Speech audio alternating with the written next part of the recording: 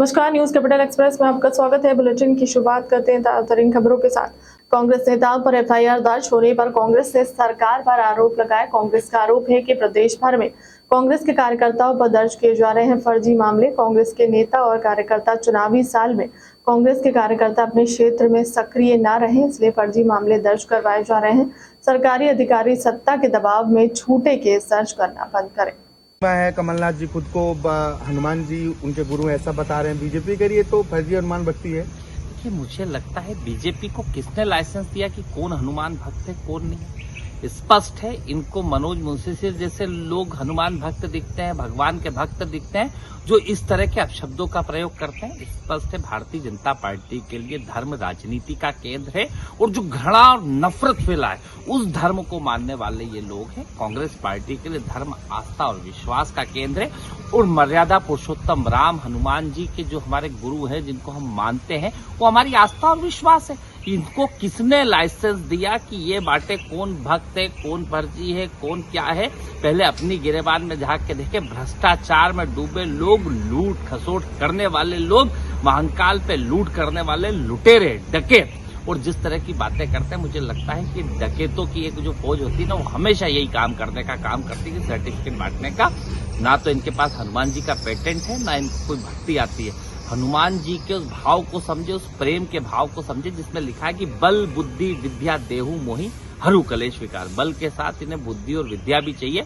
इनके पास बल तो है, पर रावण वाला, राम और हनुमान वाला बल नहीं है, जो कहीं ना कहीं लोगों का प्रेम के भाव के साथ लोगों का कल्याण करे। इनके पास रावण का बल है, जो अहंकार में डूबा हुआ है, घृणा में डूबा हुआ है, और ये मुझे लगता है ये रावण को पूजने वाले भारतीय जनता पार्टी के लोग हैं। भोपाल के राजहंस कॉलोनी कोलार क्षेत्र में श्री लक्ष्मी नारायण संस्कृत वेद विद्या गुरुकुलम में गुरु पूर्णिमा के अवसर पर पारंपरिक विधि विधान के साथ लगभग 70 बच्चों का जनेऊ संस्कार हुआ। यह जानकारी अविनाश द्विवेदी ने मीडिया को दी और सभी को गुरु दीक्षा दी गई। पंडित अविनाश द्विवेदी ने बताया कि गुरुकुलम की मान्यता महर्षि संदीपनी राष्ट्रीय वेद संस्कृति शिक्षा बोर्ड उज्जैन मध्य प्रदेश से। वहीं उन्होंने आगे बताया कि अभी उनके आश्रम, जो कि किराए के स्थान पर चल रहा है, वह लगभग 70 विद्यार्थी पढ़ रहे हैं, जिनके शिक्षा, आवास और भोजन व्यवस्था निःशुल्क की जाती है।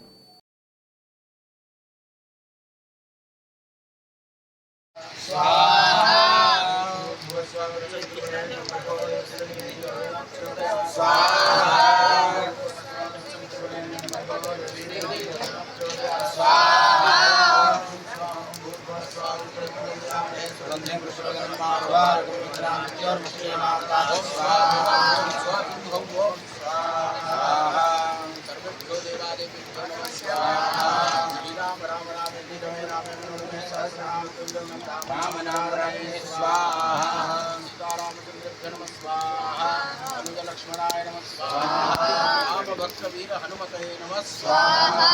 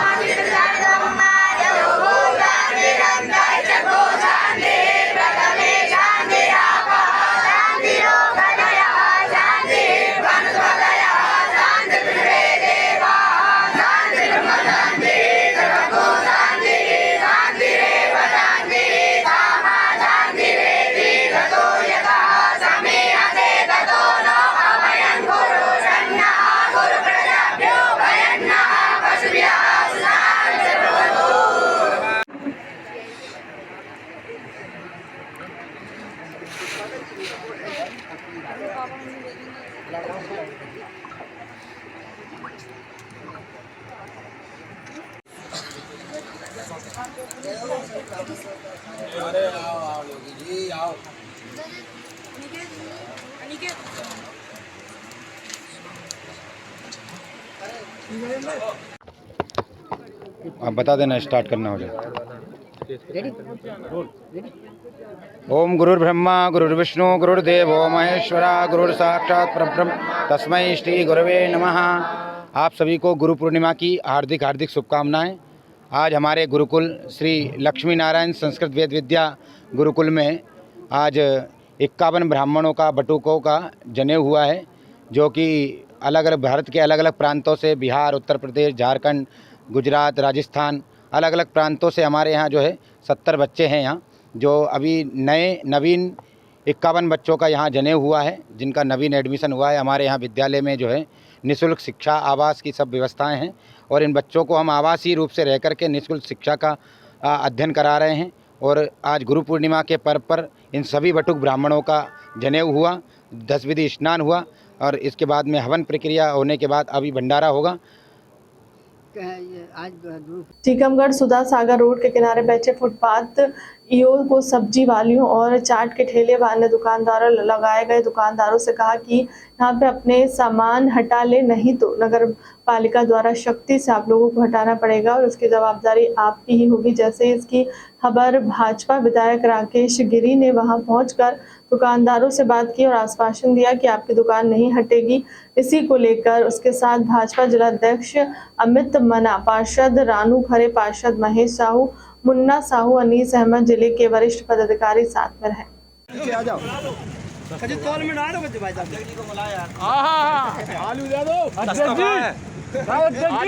टमाटर कहाँ है? टमाटर चोरी मोरी निकल ली कौन होगी?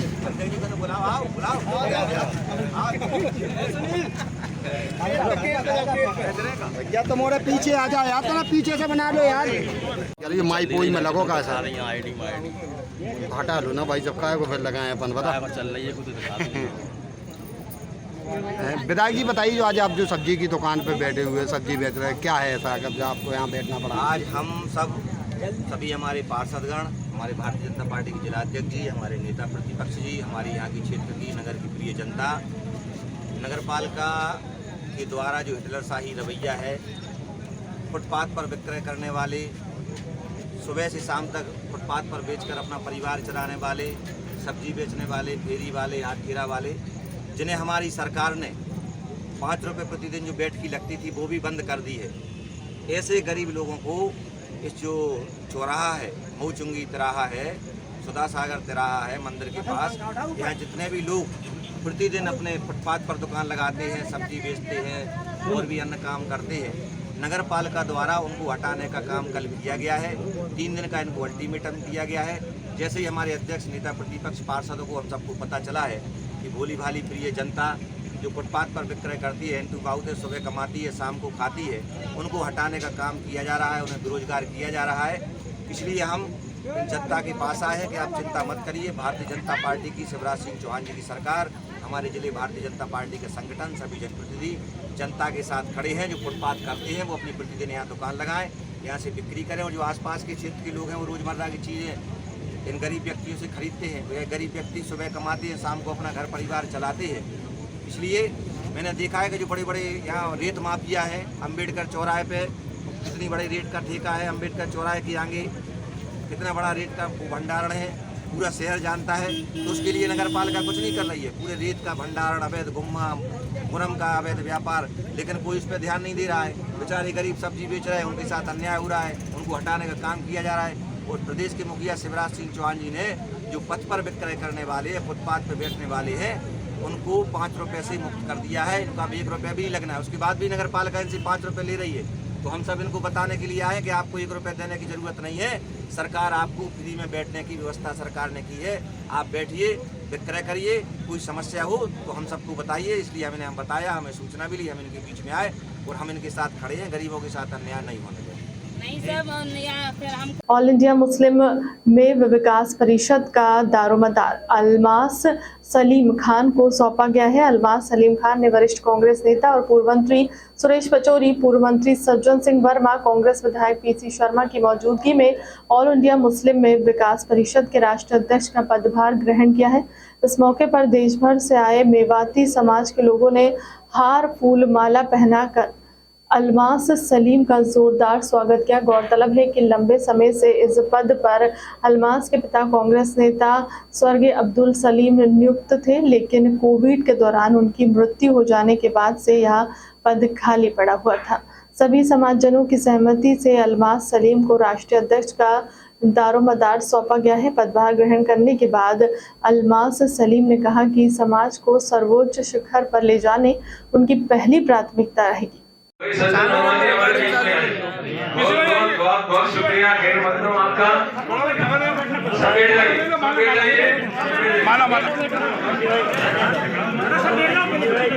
बैठ जाए अपने भी जगह।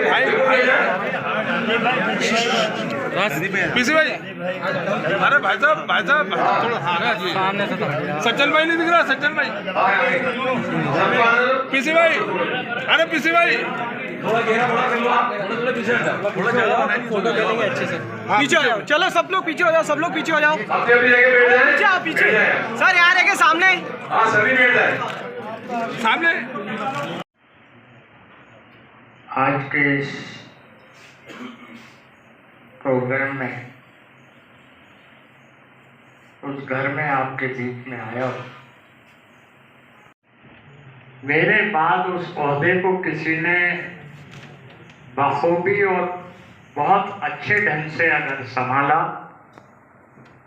तो वो मेरा भाई मोहम्मद सलीम आगे हमारे बीच में बहुत हमारे पीसी शर्मा साहब मोहम्मद सलीम साहब के खास अजीज दोस्त और सारे काम करने वाले रमजान खान जिला पंचायत सदस्य जनपद पंचायत उपाध्यक्ष कन्नौज भाई ये हैं, ये बैठे भाई आपके जिला पंचायत के सदस्य, ये हमारा ये बैठे हैं जिला पंचायत के सदस्य। तो ये कौम जो हमारी हर क्षेत्र में एक है, हमारे बैठे हैं राजगढ़ से। तो ये अयूब भाई हमारे वहाँ से हैं, ये आप इंदौर से चिश्ती साहब, आसिफ साहब बक्सी से, मानखा जी कन्नौज से। अब हमारे बीच में हमारे आज के जो चीफ गेस्ट हैं वो हमें उद्बोधन देना चाह रहे हैं कि हमारी जो ऑल इंडिया में विकास परिषद, मुस्लिम में विकास परिषद मोहम्मद सलीम साहब के जाने के बाद में, उनके स्वर्गवास के बाद में बिल्कुल बंद सी पड़ी थी। आज उसको क्रियान्वयन करने के लिए मोहम्मद हमारे अलमास साहब ने बीड़ा उठाया है और उन्होंने कहा है कि इस संस्था को, सारे लोगों को, समाज को लेकर मैं साथ चलूंगा। तो सारे समाज के लोग आज उनकी दस्ताबंदी के लिए आए हैं, तो उसमें इनकी हौसला अफजाई करने के लिए। देखिए, ऑल इंडिया मुस्लिम विकास परिषद जो है, मेरे मरहूम वालिद मोहम्मद सलीम साहब उसके राष्ट्रीय अध्यक्ष थे। 2020 में उनका इंतकाल हो गया कोविड से। उसके 3 साल तक जो है हमारे ऑल इंडिया मुस्लिम विकास परिषद में हम कोई कार्य नहीं कर पा रहे थे, लेकिन अब इसका सारे कौम ने मिलकर मुझे जिम्मेदारी दी है राष्ट्रीय अध्यक्ष पद की, और मुझसे उम्मीद करते हैं सारे लोग कि मैं जो उन्होंने जिस जिम्मेदारी से मुझे नवाजा है मैं उसमें खरा उतरूं। तो मेरी प्राथमिकता यही रहेगी कि कौम की जो भी डिमांड्स हैं, जो भी उनकी मैसेजेस हैं जो सरकार तक पहुंचने चाहिए, जो हमारे कांग्रेस पार्टी के माननीय प्रदेश अध्यक्ष कमलनाथ जी हैं उन तक पहुंचने चाहिए। अगर सरकार बनती है तो कौम की क्या डिमांड है वो पूरी होनी चाहिए, वो मेरी प्राथमिकता रहेगी कि मैं उन तक पहुँचाऊँ। और मेरे मरहूम वालिद मोहम्मद सलीम कांग्रेस पार्टी के महासचिव भी थे और चीफ कोऑर्डिनेटर भी थे। तो जिस तरीके से उन्होंने कांग्रेस पार्टी को हम मेव कौम से जोड़ा है, मैं भी वही काम करूंगा कि ऑल इंडिया मुस्लिम मेव विकास परिषद के जितने लोग हैं, जो कौम के मेव कौम के जितने भी लोग हैं, उनको मध्य प्रदेश कांग्रेस कमेटी से जोड़कर हम चुनाव में काम करेंगे और पूर्ण बहुमत से माननीय कमलनाथ जी के नेतृत्व में सरकार बनाने की कोशिश करेंगे। हमारी 2 डिमांड हैं सबसे महत्वपूर्ण। वो ये है कि एक तो जैसे अशोक गहलोत जी ने, माननीय मुख्यमंत्री राजस्थान अशोक गहलोत जी ने जैसे कि मेव बोर्ड का गठन किया राजस्थान सरकार के अंतर्गत, वैसे हमारी मांग रही कि माननीय कमलनाथ जी से हम दरख्वास्त करेंगे, उनसे एक डेलीगेशन लेके मिलेंगे और ये दरख्वास्त करेंगे कि वो भी एक, जैसे कि मध्य प्रदेश को एक छोटी मेवात कहा जाता है, यहाँ पे काफ़ी सारे लोग, काफ़ी सारी ऐसी जगह हैं जहाँ पे बहुसंख्यक मेवाती रहते हैं, तो इसलिए एक मेवात बोर्ड का गठन यहाँ पर भी होना चाहिए और एक प्रतिनिधित्व मिलना चाहिए मेवात समाज को। दूसरी हमारी जो डिमांड और जो एक रिक्वेस्ट रहेगी माननीय कमलनाथ जी से अगर वो सरकार में आते हैं तो वो ये रहेगी कि एक मेव भवन की जगह जो है हमारी राजधानी भोपाल में भी दी जाए, ताकि कौम के लोग जुड़ सकें और जुड़ के लगातार काम कर सकें और एक राजधानी से उनका जो है बराबर हर क्षेत्र का, हर जिला का, हर तालुका का जो है संपर्क बना रहे। लगातार फिजूल खर्ची समाज में देखने को मिलती है, कुरीतियाँ समाज में देखने को मिलती है, उसको लेकर क्या काम करेंगे? फिजूल खर्ची रोके, लोग समाज से भी जुड़े और जो दीनी तालीम है उससे भी जुड़े। देखिए, मैं खुद एक एडवोकेट हूँ, मेरी पढ़ाई ओपी जिंदल यूनिवर्सिटी से हुई है और मैं माननीय विवेक तनखा जी, माननीय सिद्धार्थ लूथरा साहब से भी जुड़ा रहा हूँ। ये दोनों ही सीनियर एडवोकेट हैं माननीय सर्वोच्च न्यायालय के। तो मेरी कोशिश यही रहेगी कि जो यूथ है, जो युवा है मध्य प्रदेश का, देश का, क्योंकि सिर्फ मध्य प्रदेश के नहीं बल्कि ऑल इंडिया मुस्लिम मेव विकास परिषद है, तो देश के युवाओं को, मुस्लिम कौम के लोगों को, मेव कौम के लोगों को एजुकेशन से जोड़ना और उसके माध्यम से फिर जो रोज़गार उन्हें मिल सकती है उस माध्यम से जोड़ना। तो हम ये सारी चीज़ों पे काम करेंगे और इन सारी चीज़ों को और विषयों को लेकर हम माननीय कमलनाथ जी से जल्दी मुलाकात करेंगे और प्रदेश संगठन में हम जिस तरीके की जो जिम्मेदारी है मेव कौम के लोगों को दी जानी चाहिए, इसके लिए भी हम माननीय कमलनाथ जी से चर्चा करेंगे। अभी तो आज सारे लोगों ने मुझे जिम्मेदारी दी है बहुत बड़ी, जैसा कि हमारे माननीय पूर्व मंत्री, कैबिनेट मंत्री सज्जन वर्मा जी ने कहा, माननीय पूर्व केंद्रीय मंत्री पचौरी जी ने कहा कि ये कांटो भरा ताज है, ये एक बहुत बड़ी जिम्मेदारी है। तो आज का तो हमारा सिर्फ यही कार्यक्रम है कि आज पदभार ग्रहण करना था। इसके बाद हम सब लोगों को लेकर, ना कि सिर्फ मध्य प्रदेश लेवल पर, क्योंकि राजस्थान में भी चुनाव आने वाले हैं, हरियाणा में भी 2024 में चुनाव है, तो हम अखिल भारतीय एक कार्यकारिणी की भी स्थापना करेंगे, उसकी हम कमेटी बनाएंगे, कार्यकारिणी बनाएंगे और मध्य प्रदेश में भी कार्यकारिणी बनाने का हम कार्य करेंगे। कृषि मंत्री कमल पटेल ने गुरु पूर्णिमा और अपने पूजनीय पिता हरनाथ पटेल की 6वीं पुण्यतिथि के अवसर पर सरकार द्वारा दीनदयाल अंत्योदय योजना के तहत गरीबों के लिए दीनदयाल रसोई थाली की शुरुआत मिडिल स्कूल ग्राउंड हरदा से की। इस अवसर पर मंत्री पटेल ने कहा कि पिछली कैबिनेट की बैठक में मुख्यमंत्री शिवराज सिंह चौहान के नेतृत्व में हमारी सरकार ने निर्णय लिया था कि किसी भी जरूरतमंद की थाली नहीं रहेगी खाली, पर प्रदेश के हर जिले में गरीबों के लिए दीनदयाल रसोई सेंटर खोले जाएंगे ताकि गरीबों को भर पेट भोजन मिल सके। इसी कड़ी में अब गरीबों को 5 रुपए में पौष्टिक भोजन देने की शुरुआत हरदा से शुरू हो गई। उन्होंने कहा कि कोई भी व्यक्ति का, उसका परिवार, अपने परिवार के सदस्य की पुण्यतिथि, जन्मदिन, शादी की सालगिरह आदि के अवसर पर मानव सेवा करना चाहता है तो गरीबों की थाली को पूरा पैसा जमा कर मानव सेवा का लाभ उठा सकता है। आज गुरु पूर्णिमा है। गुरु पूर्णिमा के पावन पर आप सबको बहुत शुभकामनाएं, बधाई। आपके जीवन में सुख समृद्धि खुशहाली आए, आप हमेशा स्वस्थ रहें, कमल की तरह खिलते रहें और अपने धनानंद को निकालते रहें। आज मेरे पिताजी की पुण्य तिथि है।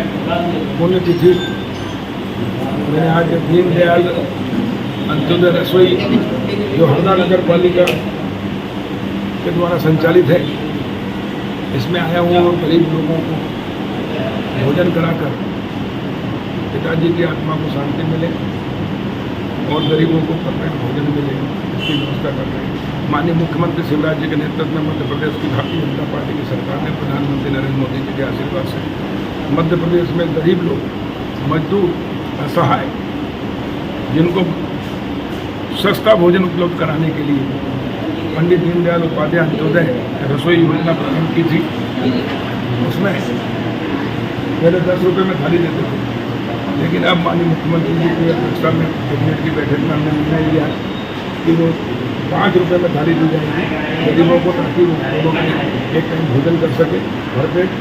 और इसके अलावा किसी का जन्मदिन, किसी की पुण्यतिथि, किसी के परिवार में उनके परिवार वाले आके उसकी राशि दे देते हैं तो निःशुल्क भोजन भी होता है। जैसे आज हमने निःशुल्क भोजन करा रहे हैं, जितने लोग आएंगे उनको, इस प्रकार कई दिनों में तो निःशुल्क हो जाता है। बाकी 5 रुपये से आज से किया नगर पालिका ही संचालित करेगी। पहले हमारी निर्णय शिक्षा एवं समाज कल्याण समिति करती थी, लेकिन अब नगर पालिका स्वयं सरकार पूरा अनुदान देगी और 5 रुपये में दीनदयाल रसोई गरीब घर पे भोजन कर सकेगा। इसके लिए मैं मुख्यमंत्री शिवराज सिंह जी का धन्यवाद करता हूँ। गरीबों के लिए उन्होंने चिंता की है। तो पंडित दीनदयाल उपाध्याय जी कहते थे विकास की कतार में खड़ा उनकी व्यक्ति, उसको हमको प्रथम पंक्ति में लाना है। तो जिनके पास 2 दिन की रोटी नहीं है उनको भोजन कराना ये सरकार का दायित्व वो करा रहे हैं। जैसे भी हम गरीबों को निःशुल्क करा के प्रधानमंत्री नरेंद्र मोदी जी गरीब कल्याण योजना के माध्यम से 5 किलो अनाज निःशुल्क करते हैं, 1 किलोग्राम देते हैं। प्रदेश सरकार की जरूरत है। उसके अलावा भी जो गरीब है उनको भोजन की व्यवस्था हर नगर पालिका और नगर निगम ने व्यवस्था की है सरकार ने, उसके लिए मुख्यमंत्री जी का धन्यवाद और बाकी गरीब जनता को बहुत बहुत शुभकामनाएं। और हमारी नगर पालिका अध्यक्ष बेटी भारती और उनके पूरे पार्षद जो हमारे अभियान बहनों हैं, उन सबको बधाई देता हूँ कि वो हमेशा अपने निरीक्षण करती है, देखती है, अपने हाथ से भोजन कराती है, तो जो सुख मिलता है उस सुख की कोई कल्पना नहीं कर सकता है।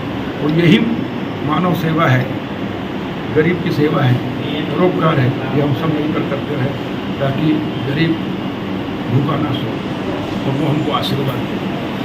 मदुरई के प्लास्टिक व्यापारी से गन पॉइंट पर हुई लूट के मामले का क्राइम ब्रांच ने खुलासा कर 3 आरोपियों को सलाखों के पीछे पहुंचा दिया है। शातिर आरोपियों से मदुरई के बड़े प्लास्टिक व्यापारियों से फोन पर संपर्क कर माल दिखाने के बहाने भोपाल बुलाया था और फिर एयरपोर्ट रोड से कार में बैठा कर व्यापारी के साथ गन पॉइंट पर 21 लाख रुपए की बड़ी लूट को अंजाम दिया था। आरोपियों ने व्यापारियों से अलग अलग खातों में 21 लाख रुपए ऑनलाइन ट्रांसफर करवाए और पीड़ित को इंदौर हाईवे पर बीच रास्ते में ही छोड़कर फरार हो गए। क्राइम ब्रांच ने बताया कि बी सतीश मदुरई के रहने वाले हैं और प्लास्टिक के माल का व्यापार करते हैं। उन्हें एक व्यक्ति व्हाट्सएप के जरिए पिछले 4 महीने से माल देने की बात कर रहा था। माल दिखाने के बहाने ही व्यापारी को भोपाल बुलाया और उसके बाद 21 जून को भोपाल एयरपोर्ट के पास से व्यापारी को अगवा कर लूट कर ली। साथ ही व्यापारी का मोबाइल भी खराब कर दिया। जैसे तैसे व्यापारी इंदौर से मदुरई पहुंचे और वहां से फिर भोपाल आकर उन्होंने शिकायत दर्ज करवाई। उसमें करीब 3-4 घंटे का समय लगता है ट्रांसफर करने में, अकाउंट ऐड करने में, तो वो क्या इतने समय तक इसको साथ में रखी हुई थी? हाँ, वही इसीलिए उन्होंने उसको उस मकान में नज़रबंद किया था। और जो इनके अकाउंट की फैसिलिटीज़ हैं फरियादी की, उसमें बेनिफिशियरी को सेम डे ऐड करके आप पैसा ट्रांसफ़र कर सकते हैं, क्योंकि उनका बिजनेस का अकाउंट है तो उसमें ये सुविधाएं उपलब्ध हैं। सर, इससे पहले भी क्या ऐसी वारदात कर चुके हैं, इस तरह के कोई पहले भी? नहीं, इसमें एक ही व्यक्ति का पूर्व का रिकॉर्ड मिला है, वो भी मोस्टली चोरी का है और मारपीट का, और एक लूट का मामला है उसमें। हाँ, तो उसके अलावा और बाकी किसी का कोई ऐसा पूर्व का रिकॉर्ड नहीं मिला है कि इस तरह की घटनाओं में शामिल रहे हों। तो सर, एक ही को ये टारगेट कर रहे थे कि और भी लोगों को टारगेट कर रहे थे कि एक ही आया पैसे और भी लोगों को कर रहे हैं, व्हाट्सएप पे कर रहे थे? हाँ, मुझे ऐसा लगता है कि और लोगों को टारगेट किया होगा इन्होंने, क्योंकि मतलब ये जिस प्रोफेशनली इन्होंने काम किया है कि उसको यहाँ बुलाकर उसको अगवा करना, पर अभी अपने पास इस तरह की कोई शिकायत आई नहीं है। और अगर ऐसा कुछ पता लगता है तो हम उसको इसमें शामिल करके जांच करेंगे आगे। माध्यम क्या था इनके? ऑनलाइन तो था, मतलब हाँ, इंटरनेट बैंकिंग के थ्रू ट्रांसफ़र किया गया था। जिस व्यक्ति से फ़ोन पे इनकी बात हो रही थी फरियादी की, उस व्यक्ति ने करीब 7 अकाउंट व्हाट्सएप के थ्रू भेजे थे, जिनमें ये इनके अकाउंट से पैसे ट्रांसफ़र हुए हैं। ये पैसे उसी मकान में ट्रांसफ़र हुए हैं जहां से हमने उस व्यक्ति को आरोपी बनाया जिसका वो मकान था। ये होल्ड करा दी है और अकाउंट से पैसे निकल चुके हैं, मतलब क्या डिटेल है? हाँ, वो फरियादी ने ही अपने बैंक को मेल किया था और फ़ोन भी किया था। तो बैंक ने उसके बाद जब उसको फ्रीज़ किया है तो उसमें करीब 1 से सवा लाख रुपए कुछ बचे हैं, बाकी पैसे कैश निकल चुके हैं। सर, इंटरनेट बैंकिंग में भी अगर देखा जाए मोस्टली तो क्विकली ट्रांसफ़र नहीं होता है, उसमें 50,000 1 लाख रुपये। ये घटना है जिसमें एक मदुरई के व्यापारी को भोपाल बुलाकर उससे मारपीट करके कुछ पैसे उगाही की गई थी। इसमें हमने एक 364 A, 365, 368 IPC के अंतर्गत एक मामला दर्ज किया था। इस पूरे मामले में जो पूछताछ हुई फरियादी से, उसने पूरी घटना बताई कि वो गांधीनगर एयरपोर्ट पर आया और वहाँ पर उसने फ़ोन पर बात की जिस व्यक्ति से उसकी लगातार बात चल रही थी बिज़नेस के संबंध में। और फिर इन लोग एक गाड़ी में जाकर बैठे और उस गाड़ी में पहले से 3 लोग बैठे हुए थे और वहाँ पर पहुँचने पर उन लोगों ने उसको गाड़ी में बंद किया और उसे मारपीट की।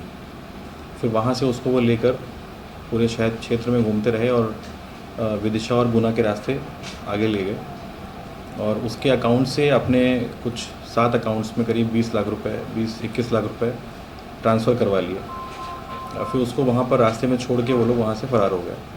इसके बाद वो वापस इंदौर आया और इंदौर से वापस अपने होम टाउन गया। वहाँ से उसने रिपोर्ट की, फिर उसको हमने दोबारा बुलाया, उससे बातचीत हुई। उसके आवेदन के आधार पर हमने FIR कायम की और इसमें CCTV फुटेज के माध्यम से हमें वो गाड़ी का नंबर मिला जिससे इन लोगों ने उसको अपहृत किया था।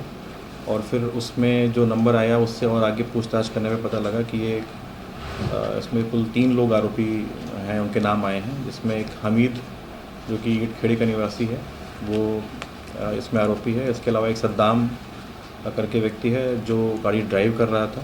भोपाल गांधीनगर में संत आशाराम बापू आश्रम में गुरु पूर्णिमा पर्व बड़ी धूमधाम से मनाया गया है।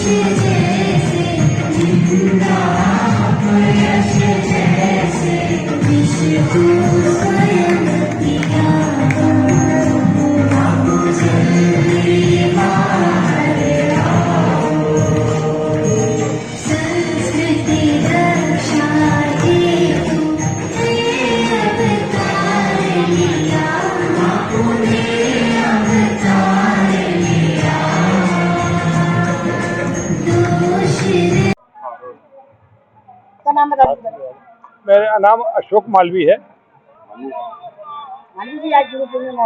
जी। हमारे हिंदू धर्म संस्कृति का गुरु पूर्णिमा बड़ा महत्वपूर्ण पर्व है। अगर गुरु नहीं होते तो संसार में ये पंथ नहीं चल पाते। तो हमारे बड़े व्यास भगवान की बड़ी कृपा हुई, उन्होंने गुरु पूर्णिमा पर्व जो है का वेदों से ये प्रचलन चालू हुआ। और गुरु ही ब्रह्मा हैं, गुरु ही विष्णु हैं, गुरु ही महेश हैं, सभी जो है वो गुरु हैं। और गुरु की पूजा करने से सारे देवता की पूजा हो जाती है। वर्ष भर अगर किसी ने पूजन नहीं किया तो वो व्यास पूर्णिमा, भगवान व्यास पूर्णिमा के नाम से ये पूर्णिमा मानी जाती है। अगर व्यास पूर्णिमा के पर्व पे गुरु की पूजा कर लेता है तो साल भर के पूजन का उसको फल मिलता है। और हमारे यहाँ हमारे परम पूज्य सदगुरुदेव आसाराम जी बापू की महान कृपा हमारे लोगों पर बरस रही है। और गुरुदेव ने ऐसा हमको जो है ज्ञान दिया है जिससे हम लोग सभी इस धर्म संस्कृति को बनाते आ रहे हैं और गुरुदेव का पूजन करके कृतार्थ हो रहे हैं। उसी पर्व में उपलक्ष्य में आज गुरु पूर्णिमा का भोपाल में उत्सव मनाया जा रहा है। और आपने देखा ही होगा कि हमारे यहाँ पे इस तरह से भंडारा, पूजन, ध्यान, भजन और जो भी कार्यक्रम है वो बड़े शांतिपूर्वक और प्रेम पूर्वक सभी के साथ होते हैं, जिसमें लोग स्वतः ही अपने मन से सारी सेवाएं करते हैं, मन से ही ध्यान पूजन में सब सहयोग करते हैं। ऐसी व्यवस्था किसी समुदाय, किसी धर्म में नहीं मिलेगी आपको। और हम प्रार्थना है कि सभी मनुष्य जीवन के कल्याण के लिए गुरुदेव की शरण में आए और गुरुदेव के बताए हुए मार्ग चलेंगे तो इस भारत देश का कल्याण होगा। इसी में नहीं तो शहर के महेंद्र सागर तालाब से निकले बाईपास रोड पर रविवार रात ट्रक ने 3 गायों को कुचल दिया। हादसे में 3 गायों की मौके पर मौत हो गई। उनके शव सड़क पर छद्मवेशित हालत में पाए गए। सोमवार सुबह जैसे ही लोगों ने इस मंजर को देखा तो बड़ी संख्या में गौ सेवक घटनास्थल पर पहुंच गए। उन्होंने दोषी ट्रक चालक के खिलाफ सख्त कार्रवाई की मांग को लेकर सड़क पर जाम लगा दिया है। गौ सेवक सुदीप मिश्रा ने बताया कि आज सुबह स्थानीय लोगों ने बाईपास रोड पर 3 गायों को कुचलने की सूचना लगी है। मौके पर जाकर देखा तो तीनों गायों के शव पूरी तरह से सड़क पर फैले पड़े थे। उन्होंने तत्काल घटना की जानकारी कोतवाली थाना पुलिस को दी। सूचना मिलते ही कोतवाली टीआई मनीष कुमार पुलिस बल के साथ मौके पर पहुंचे। गौ सेवकों ने दोषी ट्रक चालक के खिलाफ कार्रवाई की मांग को लेकर बाईपास रोड पर जाम लगा दिया।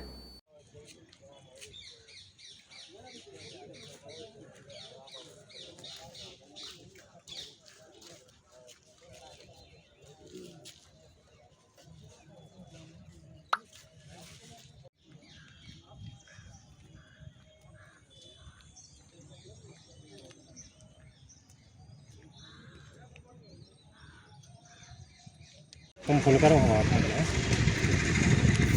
सर बताएं जो आज जो यहाँ पर चक्का जाम लगा था, किस मामले को लेकर चक्का जाम लगा? ये आप जैसा देख रहे हैं कि ताला महन सागर तालाब का जो बाईपास है उसमें हमारी 3 गायों को किसी ने रात में रौंद दिया है।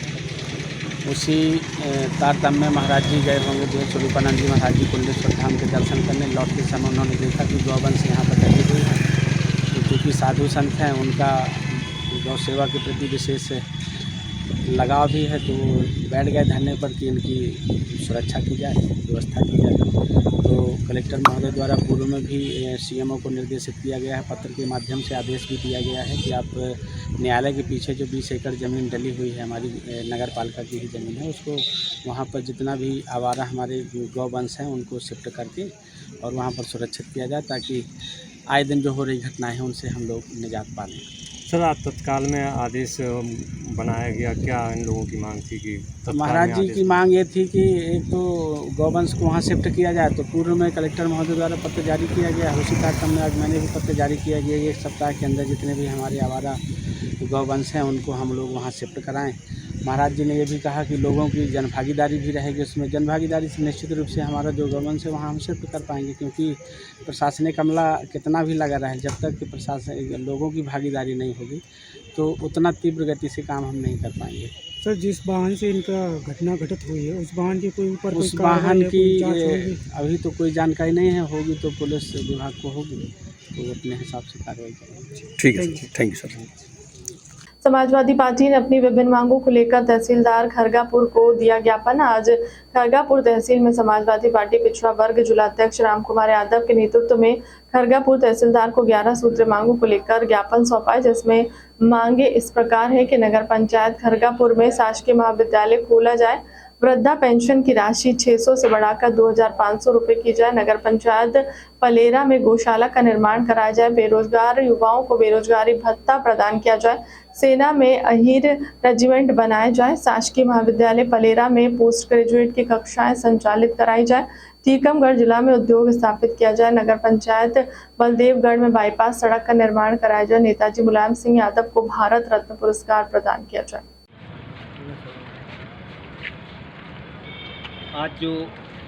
आज जो हम लोगों ने ज्ञापन दिया है वो 11 सूत्री मांगों को लेकर ज्ञापन दिया है, जो आम जनता से जुड़ी हुई मांगे हैं। इसमें सर्वप्रथम मांग है कि नगर पंचायत खरगापुर में शासकीय महाविद्यालय खोला जाए। हमारी सेकंड मांग है कि वृद्धा पेंशन की जो राशि 600 रुपये मिलती है उसको बढ़ा के 2500 रुपये की जाए। हमारी थर्ड मांग है कि नगर पंचायत पलेरा में गौशाला का निर्माण किया जाए। हमारी चौथी मांग है कि नेताजी मुलायम सिंह यादव को भारत रत्न पुरस्कार प्रदान किया जाए। हमारी पांचवी मांग है कि बेरोजगार युवाओं को रोजगार भत्ता प्रदान किया जाए। हमारी छठी मांग है कि संपूर्ण मध्य प्रदेश में जातिगत जनगणना कराई जाए। हमारी सातवीं मांग है कि नगर पंचायत बलदेवगढ़ में बाईपास सड़क का निर्माण कराया जाए। हमारी आठवीं मांग है कि सेना में अहीर रेजिमेंट बनाया जाए। हमारी नवीं मांग है कि शासकीय विभागों में लगे अतिथि कर्मचारियों को परमानेंट किया जाए। हमारी 10वीं मांग है कि शासकीय महाविद्यालय पलेरा में पोस्ट ग्रेजुएट की कक्षाएं संचालित कराई जाएं। हमारी 11वीं मांग है कि जिला टीकमगढ़ में एक उद्योग स्थापित किया जाए, ताकि नौजवान पढ़े लिखे को रोजगार अपने शहर में ही उपलब्ध हो जाए।